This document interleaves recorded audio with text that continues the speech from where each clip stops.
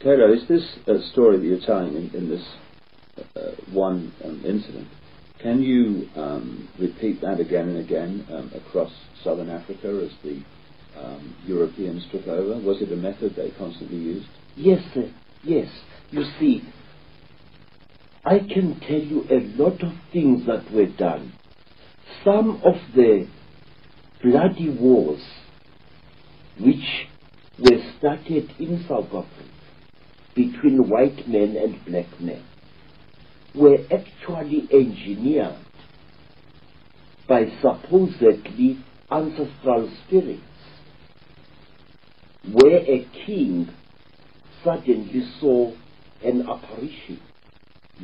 Now let me tell you, sir, one of these amazing stories, of which there are well over 100. And it is a true story that is known to every student of history in the land known as Lesotho.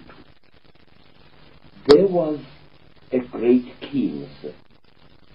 The king's name was Muhlomi. Muhlomi was a priest king. He was a man who was both a healer and a king.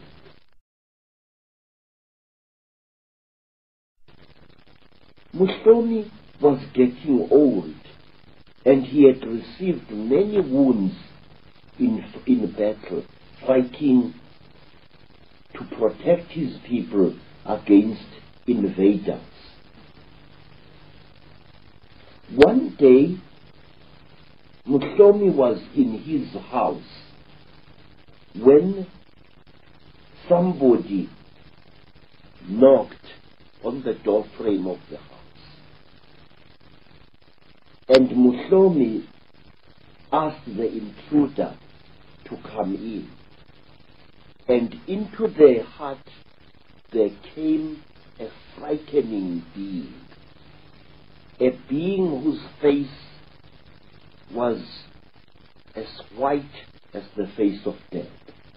A being which wore a hood over its head. A being with unnaturally wide shoulders. A being who wore a long robe of sable antelope skin.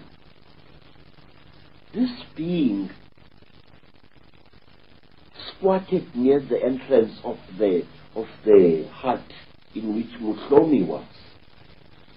And the being told Muhlomi that he was to take one of his golden earrings, the earrings of kingship, and go on foot for a long distance to find a young man known as Dipoko, and to give him this earring. But what are you saying, great one? Said Muhlomi, utterly terrified by this unearthly being. You are saying that I, Muhlomi, must go and find this boy and make him my successor? And the being said, yes, we, your forefathers, order you to do this. Muhlomi was thunderstruck. He tried to argue, because Muhlomi had sons whom he was hoping would succeed him after death. Now he was now being told to go and seek out a strange young man and make him future king of the Basotho people. And as Muhlomi tried to speak, the terrible tall being stood up in the hut and threw a handful of black powder on into the fireplace.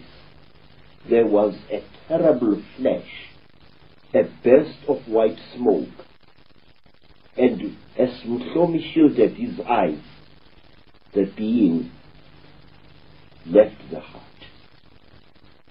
On the following day, Mhlomi told his people this in a council meeting, and the people advised Mhlomi to obey.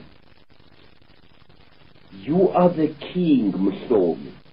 You have been our king for a long time. You are blameless and you are as brave as a lion. But against the gods, what can you do? And thus it was that King Mhlomi was given a tame ox by his people, and he rode on the back of this ox, accompanied by 2 of his best warriors, and he went out to seek this strange boy whom he had been ordered to make future king of the Basutus. He found the boy with his companions high up on a mountain. The boy was a bandit. He lived by stealing cattle from rich men. He was a typical black Robin Hood. And Mhlomi greeted this boy, Dipoko,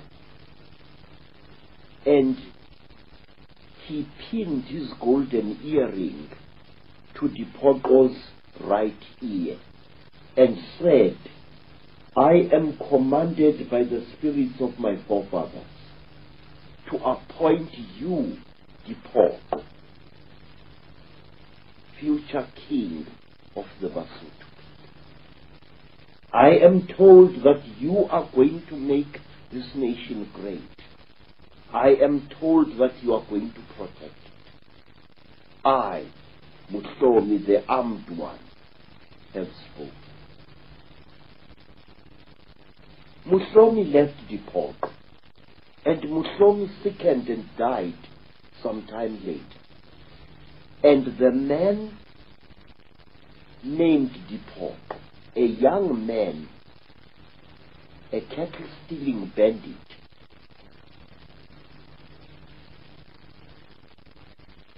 became known as King Mhloshwe, the first of the Basutu. As the so-called God had spoken, it so did happen.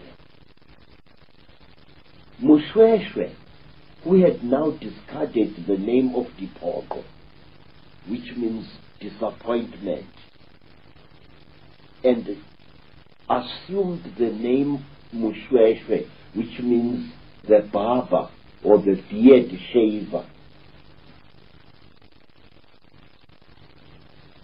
Mhloshwe himself started seeing visions,